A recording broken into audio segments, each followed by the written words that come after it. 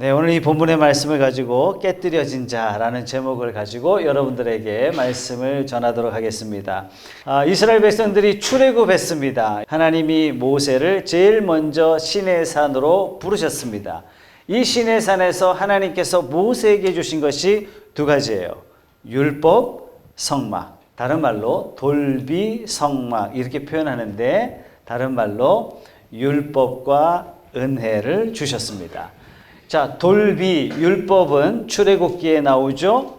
성막은, 은혜는 우리가 함께 묵상하고 있는 레위기 말씀에 다 담겨져 있습니다.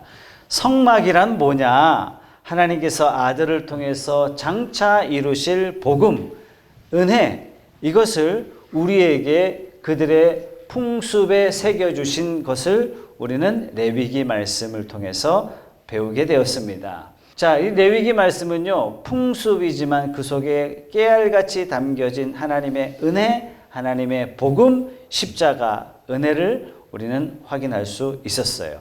이 하나님의 은혜, 십자가를 믿는 자라면 이제 어떻게 살 것인가? 그것이 오늘 27장의 말씀이라고 할 수 있습니다. 저는 성경 전체의 주제를 하나님의 구원이라는 이 중요한 주제 하나 가지고 말씀을 전했습니다. 신약에 밝히 드러난 빛 대신 예수님을 주제로 성경을 여러분들에게 풀어드렸습니다. 레위기는 26장 지난주 말씀으로 사실상 마무리가 되었어요. 26장 말씀까지 하나님은 이스라엘 백성들에게 말씀하셨고 그 말씀으로 명령하셨습니다.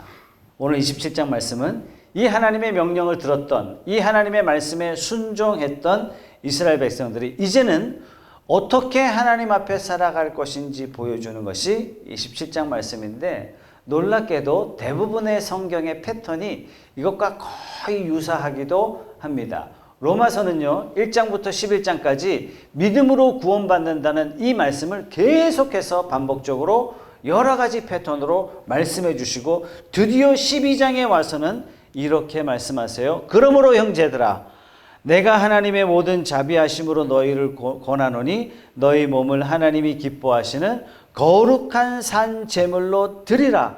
이것이 너희가 드릴 영적 예배니라. 여러분, 이 말씀이 오늘 레위기 27장의 말씀이라 드릴 수 있습니다. 이 말씀을 전했던 사도 바울도 믿음의 선한 싸움을 싸우고 달려갈 길을 다 마칠 때 복음의 바톤을 영적인 아들 디모데에게 넘겨주면서 두 가지 부탁을 합니다. 첫째는 네가 진리의 말씀을 옳게 분별하며, 두 번째, 부끄러울 것이 없는 일꾼으로 인정된 자로 자신을 하나님 앞에 드리기를 힘쓰라. 너 자신을 하나님께 드리라. 이런 점에서 레위기 말씀, 디모데 전후서, 로마서 모든 대부분의 성경이요, 우리에게 베푸신 하나님의 말씀의 순서대로 우리에게 전해주시고 있습니다. 이제 여러분들은 레위기 말씀을 함께 묵상했기 때문에 일반적으로 많은 사람들이 레위기 말씀은 구시대의 유물이요, 폐기 처분해야 할 성경 중에 하나요, 문화적으로는 우리가 도저히 납득할 수 없는 말씀이요, 성경 그 자체로도 어려운 말씀이다, 우리는 몰라도 되는 말씀이다, 이렇게 해서는 안 됩니다. 구약 성경 중에 가장 복음을 생생하게 전해준 말씀이 레위기고, 하나님께서 삶 속에, 문화 속에 만들어 주셨어요. 이 문화가 지금도 유대인들에게는 유지되고 있습니다. 그들이 복음을 받아들이지 않았다라고 우리가 손가락질 할 수 있습니까? 절대로 그럴 수 없어요. 하나님 앞에 그들은 장자예요. 우리가 아무리 교회가 성장하고 한국교회가 부흥하고 그런다 할지라도 하나님 앞에 장자는 유대임에는 틀림이 없는 것입니다. 또 한 가지, 레위기 말씀을 통해서 십자가 복음을 우리가 영접했다면 여호와께 우리 자신을 헌신해야 함을 오늘 말씀을 통해서 알려주고 있습니다. 어떻게 해요? 바울이 고백한 것처럼 부끄러울 것이 없는 일꾼으로 인정된 자로 하나님 앞에 우리 자신을 드리기를 힘써야 됩니다. 여러분, 이것이 레위기 27장 말씀의 주제라 이렇게 말씀드릴 수 있는데, 지금 이때 당시에 자신을 하나님 앞에 부끄러울 것이 없는 인정된 자로 드리기를 힘쓰는 이들의 헌신이 어떻게 나와야 되는지 하나님 이렇게 말씀하세요. 2절 말씀해 보십시오. 이스라엘 자손에게 말하여 이르라. 만일 어떤 사람이 사람의 값을 여호와께 드리기로 분명히 서원하였다면 너는 그 값을 정하라. 여러분 무슨 말씀입니까? 사람을 드리기로 헌신하는 거예요. 사람을 하나님 앞에 드리겠습니다. 그랬을 때 하나님 저 받으세요. 끝. 이걸로 퉁치지 말란 얘기예요. 반드시 그 사람의 값을 세겔로 환산하라. 이렇게 말씀하세요. 3절 보겠습니다. 어떻게 환산했는지 보겠습니다. 네가 정한 값은 20살로부터 60살까지는 남자면 성소의 세겔로 은 50세겔로 하라. 만약 남자 20살에서 60살까지 하나님 앞에 드리겠습니다. 이렇게 한다면 그것을 은 50세겔로 하라. 여러분 은 1세겔이 11.5g입니다. 오늘날 돈으로 환산한다면 1세겔이 한 18만 원 정도 돼요. 50세겔이면 한 900만 원 정도 되는 돈입니다. 작은 돈이 아니죠. 여러분 20살에서 60살은요. 사람이 한창 일할 나이예요. 정말 중요한 나이예요. 자, 그 다음에 4절에 보니까 만약에 그 나이에 여자인 경우에는 30세겔로 하자. 5절에 보면 5살에서 20살까지의 남자는 20세겔, 여자인 경우에는 10세겔. 6절에 보십시오. 1개월부터 5세까지의 남자이면 은 5세겔, 여자인 경우에는 3세겔. 7절에 보세요. 60세 이상의 남자를 하나님 앞에 드리기를 원한다면 15세겔 하라. 여자인 경우에는 10세겔로 하라. 여러분 지금 뭐 하고 있어요? 사람이 하나님 앞에 드리기로 헌신한 경우입니다. 예, 하나님 저 받으셨죠? 이딴 식으로 퉁치지 말라는 얘기예요. 정확하게. 그 사람을 바치는 것이 아니라 그 나이에 따라 성별에 따라 세겔로 바쳐라. 그리고 그 사람은 하나님 앞에 바쳐진 사람이에요. 여러분 지금 왜 헌신하고 있죠? 지금 왜 하나님 앞에 드리고 있어요? 하나님이 나의 죄를 대신해서 지불하셨기 때문에, 하나님이 나를 구원하셨기 때문에 죽어 마땅한 자가 하나님으로 말미암아 영생할 자가 되었고, 죽어 마땅한 자가 하나님의 자녀가 되었고, 죽어 마땅한 자가 하나님으로부터 구원을 받았기 때문에 이걸 깨닫고 하나님 저는 제게 아닙니다. 저 하나님께 드리겠습니다. 어떻게 할까? 매주 나와서 교회 그냥 청소할까? 이런 식으로 퉁치지 말고 반드시 세겔로 하나님 앞에 바치고 너는 하나님 거다. 이렇게 말씀하시는 거예요. 좀 기분 나쁘죠? 드렸으면 받으시면 됐지. 그것도 뭐 돈으로 환산하시려고. 자, 오늘 말씀 가운데 하나님이 각 연령별로 성별로 세겔이 똑같아요.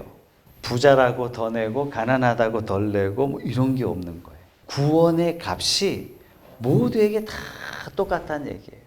대속의 값이 모두에게 동일하다. 대통령 구원한다고 예수님이 피 더 흘리시고, 가난한 자를 구원한다고 예수님이 쳐다도 안 보고 손가락 하나 튕겨서 구원한 게 아니라는 얘기입니다. 모두에게 다 동일한 구원의 값을 하나님께서 우리를 위해서 지불해 주셨다라는 것입니다. 그런데 쓰임받는 건 좀 다릅니다. 구원받는 것은 다 동일하지만 쓰임받는 것이 어떻게 다르냐면 믿음의 분량대로 우리가 받은 은사대로 하나님 앞에 쓰임이 다 다릅니다.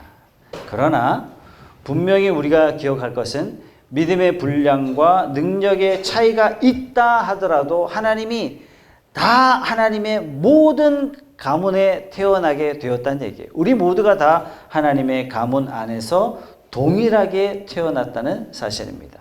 누구를 막론하고 하나님이 부르신 자는 다 헌신자로 부르셨다는 사실이에요. 하나님 앞에 필요 없는 자가 아무도 없다는 말씀입니다. 8절에 보면 하나님의 특별한 배려가 나오는데요. 그러나 서원자가 가난하여 네가 정한 값을 감당하지 못하겠으면 그를 제사장 앞으로 데려갈 것이요 제사장은 그 값을 정하되 그 서원자의 형편대로 값을 정할지니라. 하나님은 참 국률의 하나님이세요. 헌신했는데 그 형편대로 원칙대로 드릴 수 없게 됐을 때 제사장을 통해서 값을 알맞게 지정하도록 하셨어요. 이것은 우리가 비록 작은 봉사와 작은 헌신일지라도 하나님은 그걸 기쁘게 받아주신다는 얘기예요.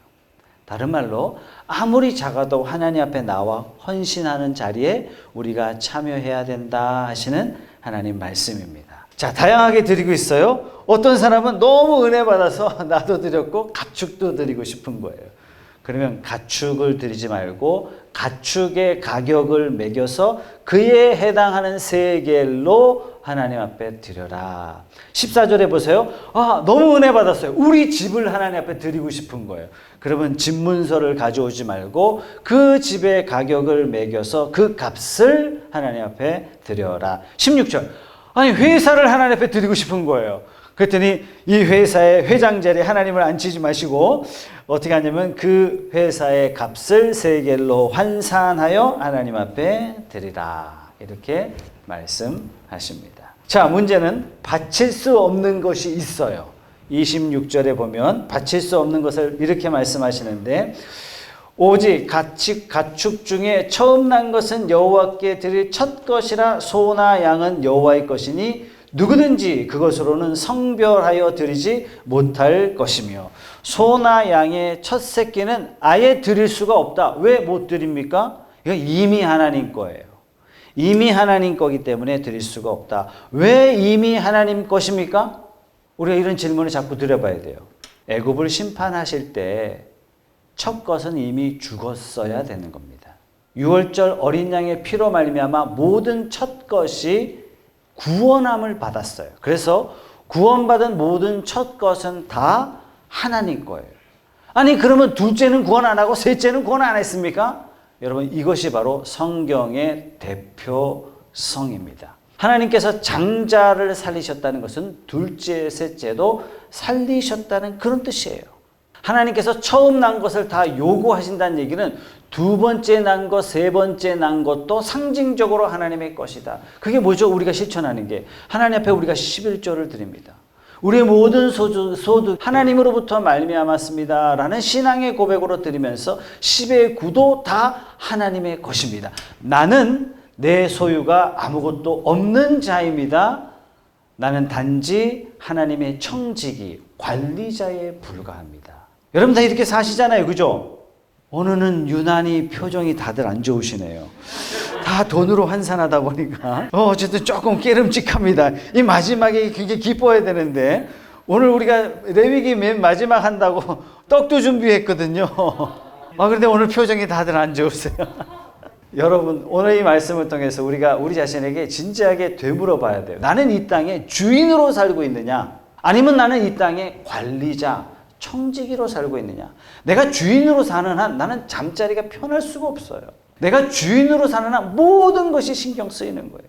그러나 내가 하나님 앞에 관리자로 산다면 나는 가난하나 부하나 나는 언제든지 주 앞에 형통하며 언제든지 주 앞에 감사하며 언제든지 주 앞에 기뻐하며 살아갈 수 있는 인생을 살 수 있는 것입니다. 여러분들은 이 땅의 주인입니까? 아니면 관리자입니까? 관리자입니다. 아멘. 자, 오늘 말씀에 우리가 굉장히 중요한 말씀이 있어서 이 말씀을 결코 놓치면 안 되지만 이 말씀은 너무 어려운 말씀이에요. 28절 말씀입니다. 여러분 정신을 바짝 차리고 이 말씀 한번 보세요.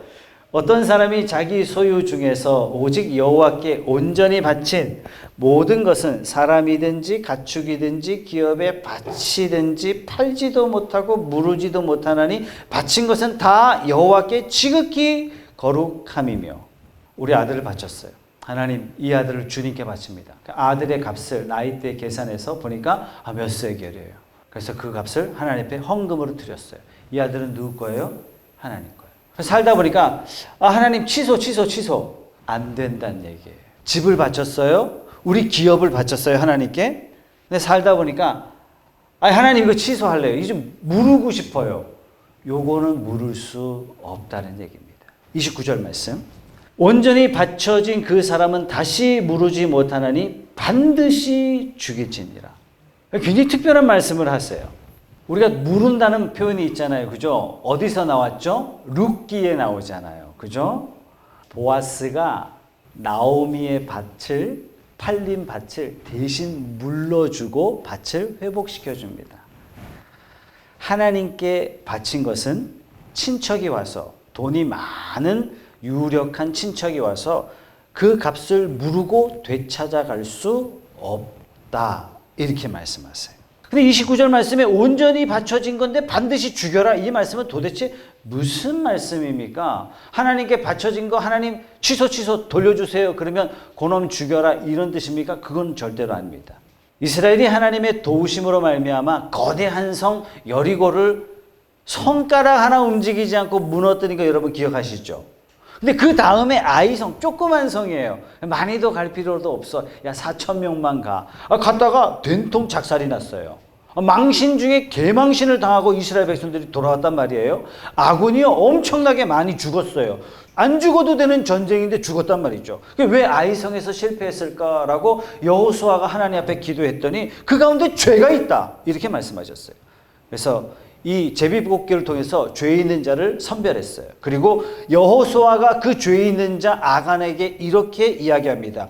여호수아 7장 19절 말씀에 그러므로 여호수아가 아간에게 이르되 내 아들아 청하노니 이스라엘의 하나님 여호와께 영광을 돌려라. 여러분, 죄 지은 자가 어떻게 하면 영광 돌릴 수 있죠? 그 앞에 자복하고 내가 행한 일을 내게 알게 하라. 그 일을 내게 숨기지 말라. 여러분, 불순종한 범죄한 아간이 하나님께 영광 돌릴 수 있는 방법은 하나님의 공의로우심을 죽음을 통해서 나타내는 거예요.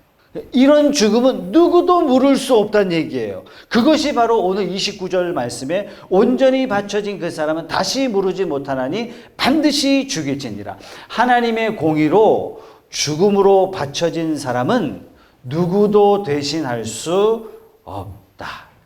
반대도 있어요. 온전히 바쳐진 건데 하나님 앞에 지극히 거룩한 상황이 있어요. 사무엘의 어머니 한나의 경우가 그렇습니다. 사무엘상 1장 11절 말씀에 내가 그의 평생에 그의 여호와께 드리고 삭도를 그의 머리에 대지 아니하겠습니다. 한나가 아들을 바치면서 서원을 하죠. 여호와께 거룩히 바쳐진 사람, 이런 사람은 누구도 대신할 수 없는 겁니다. 이런 사람은 누구도 하나님 취소하고 사무엘 우리 그냥 아들로 데려와서 그냥 우리 집안 가업으로 있는 경영자로 그냥 세우겠습니다. 옛날에 했던 말 취소 이럴 수 없다는 얘기입니다. 여기에는 어떤 의미가 있냐면요. 하나님께서 하루는 아브라함을 부르셨어요.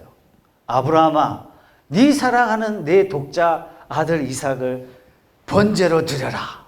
그러자 하나님께서 하나님의 이 명령을 받고 아브라함은 아들을 데리고 모리아 산으로 갔습니다. 아들 이삭은 완전히 바쳐진 사람입니까? 아니에요. 이삭을 대신할, 이삭의 죽음을 대신 물을 순양을 하나님이 예비하셨죠. 같은 맥락입니다. 우리 예수님은 이런 의미에서 어떤 분이에요? 완전히 바쳐지신 분이에요. 예수님이 십자가에서 이렇게 기도하셨어요. 엘리 엘리 라마 사박다니 어찌하여 나를 버리시나이까. 하나님이 하나님의 이 기도를 듣고 침묵하셨어요. 여러분, 침묵하셨다는 것은 죽이셨다는 얘기예요. 거절하셨다는 얘기예요. 왜 거절하셨죠? 나의 죄를 모르기 위해서 하나님이 거절하셨어요. 최석찬의 죄를 용서하기 위해서, 여러분 한 사람 한 사람의 죄를 용서하기 위해서 예수님을 바치기로 하나님께서 창조 때 선언하셨어요. 예수님 기도하세요. 하나님, 이 잔을 내게서 떠나게 하면 안 됩니까? 하나님, 이거 물으면 안 됩니까? 하나님, 이거 물러주세요. 하나님 말씀하세요. 그건 물을 수가 없다. 너의 죽음으로 하나님의 영광을 나타내리라. 그 죽음이 저와 여러분들을 다 살리신 줄 믿으시기 바랍니다. 그래서 하나님은요, 자기 자신을 하나님께, 예수님은 자기 자신을 하나님께 온전히 바치셨어요. 누구도 물을 수 없는 자로 예수 그리스도께서 자기 자신을 하나님께 온전히 바치셨어요. 온전히 바치신 그 예수님의 보혈의 피로 말미암아 나의 죄가 물러진 거예요. 나는 영원히 죄 가운데 있을 수밖에 없고 있을 수밖에 없고 영원히 사망의 진단을 받을 수밖에 없는 저를 위해서 예수님이 나의 죄를 대신 물러주신 거예요. 그래서 구원받은 성도는 자동으로 하나님께 온전히 바쳐진 자가 되는 것입니다. 왜요? 예수님의 피 말고는, 복음 말고는 그 무엇으로도 물을 수가 없어요. 우리는 두 번째 방법이 없는 거예요. 누구도 여러분들을 대신할 수가 없어요. 왜? 예수의 피값으로 물은 사람이기 때문에 그 어떤 것으로도 여러분들을 예수의 손에서 꺼내올 수가 없는 거예요. 하나님 품 안에서 여러분들을 꺼내올 수가 없는 거예요. 예수의 피값을 대항할 만한 그 어떤 값도 없기 때문입니다. 그래서 물을 수가 없어요. 그래서 은혜에 참여했던 내가 예수 말고 세상으로 산다는 것, 예수 대신에 나의 욕망으로 이 세상을 산다는 것, 이건 불가능해요. 그래서 한번 예수 믿고 나도 세상 사람처럼 잘 나가고 싶다고 잠깐 교회를 떠나봐야 고민과 번민밖에 없어요. 쓸데없이 방황 생활했구나. 우리 개척교회 목사님들 이거 모인 상황에서 힘들어요 죽겠어. 목회 그만두고 싶어. 교회 그냥 접고 싶어요. 그러니까 평생 목회 잘하신 목사님이 하시는 말씀이 까불지 말고 정신 차리고 제자리 잘 지키세요. 나가봐야 혼나는 것밖에 물을 수가 없는 거예요. 물을 수가 없는 거예요. 하나님께서 저와 여러분들을 물을 수 없는 그 무엇도 하나님의 품 안에서 빼앗을 수 없는 하나님의 복된 자녀로 저와 여러분들을 부르신 줄 믿으시기 바랍니다. 만약에 물을 수 없는 이 복된 삶으로 저와 여러분들을 부르셨음에도 불구하고 우리가 죄 가운데 거하게 되면 이거는 큰일인 거예요. 그래서 히브리서 10장 26절은 우리에게 이렇게 선언하고 있습니다. 우리가 진리를 아는 지식을 받은 후 짐짓 만약에 죄를 범한 즉 다시 속지 않은 죄사가 없다. 오직 무서운 마음으로 심판을 기다리는 것과 대적하는 자를 태울 맹렬한 불만 있으리라. 하나님을 떠난 죄인이 죄 아래 죽기를 무서워하며 평생 벌벌 떨고 있었는데 그 자를 예수님이 대신 해주셨어요. 그 절망적인 저주를 예수님이 대신 해주셨는데 또다시 내가 내 인생의 주인인 양 살아간다면 그는 속죄의 방법이 없다. 맹렬한 불심판이 기다리고 있을 뿐이다. 내가 주인 삼은 모든 것 다 내려놓고 우리 예수님만 사랑하는 저와 여러분들이 다 되시길 주님의 이름으로 축복합니다. 저는 레위기를 마치면서 구속사적으로 또 구원의 관점으로 이 하나님의 말씀을 살펴보면서 저와 여러분들이 하나님 앞에 다 온전히 바쳐진 자로 부르셨다는 사실을 깨닫게 됩니다. 예수님은 11조로 예수님을 들이셨어요. 10의 구조인 저와 여러분들이 이제 예수님의 피와 예수님의 몸으로 이 땅에 예수님과 똑같이 하나님 앞에 드려진 자라는 사실입니다. 그래서 성도는요, 하나님 나라와 의를 위하여 특별히 부름받은 자예요. 다른 표현으로 하나님 나라와 의를 위하여 죽기로 계획된 자. 우리는 잘 먹고 잘 살다가 죽을 존재가 아니란 얘기예요. 그러니까 성도는 출세하다가 죽을 운명이 아니란 얘기예요. 하나님 나라를 위하여 바쳐진 자이기 때문에 하나님 나라를 이루다가 하나님의 의를 성취하다가 하나님 앞에 부름받을 자. 그래서 어떤 목사님이 얘기하셨죠. 성도는 병들어 안 죽는다. 성도는 사고 나서 안 죽는다. 성도는 언제 죽어요? 하나님이 주신 사명이 끝날 때 하나님이 불러주신다. 누가요? 예수님의 피로 물러주신 저와 여러분들이 그러한 사람이라는 사실입니다. 사랑하는 성도 여러분, 레위기를 마치면서 사나 죽으나 우리는 하나님의 것이요 하나님께 바쳐진 자입니다. 여러분, 막달라 마리아가 주님께 향유를 붓기 위해서 뭐 했어요? 옥합을 깨뜨렸습니다. 왜 깨뜨렸어요? 더 이상 그 옥합이 필요 없기 때문에. 시집가기 위해서 마련했던 그 미천을 옥합에다 담아놨는데 더 이상 그것이 필요 없기 때문에 깨뜨렸습니다. 주님의 피로 사신 우리는 주님의 소유로 하나님께서 삼으셨기 때문에 우리의 용도는 더 이상 세상을 위한 용도가 아니에요. 세상을 위해서 세워졌던 내 인생이 하나님을 향할 때 깨뜨려진 것입니다. 세상을 위해 쓸 수가 없어요. 세상에 속할 수가 없어요. 세상의 이름으로 사용할 수 없어요. 저와 여러분들은 하나님을 위하여 깨뜨려진 자입니다. 내가 지금까지 가지고 있던 세상의 가치관이 깨졌고 지금까지 나를 위해 살고자 했던 내 에고가 깨진 것입니다. 그렇다면 우리의 인생은 아주 자명합니다. 갈라디아 2장 20절 말씀에 내가 그리스도와 함께 십자가에 못 박혔나니 그런즉 이제는 내가 사는 것이 아니요 오직 내 안에 그리스도께서 사시는 것이라. 이제 내가 육체 가운데 사는 것은 나를 사랑하사 나를 위하여 자기 자신을 버리신 하나님의 아들을 믿는 믿음 안에서 사는 것입니다. 여러분 정말 영광스럽습니다.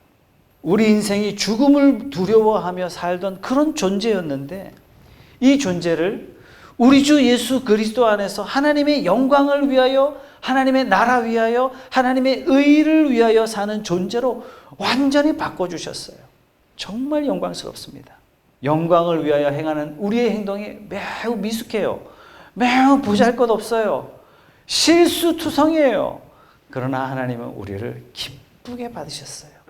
여러분 이런 우리를 누가 감히 대신할 수 있겠습니까?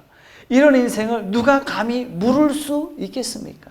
저와 여러분들이 육체대로 세상 사람처럼 사는 그런 존재가 아니라 우리를 위해 대신 죽으신 우리 죄를 물러주신 하나님의 아들을 믿는 믿음 안에서 사는 것이라는 것을 우리가 놓치지 마시고 저와 여러분의 남은 인생이 하나님 기쁨 안에 있는 귀하고 복된 삶이 다 되시길 주님의 이름으로 축복합니다.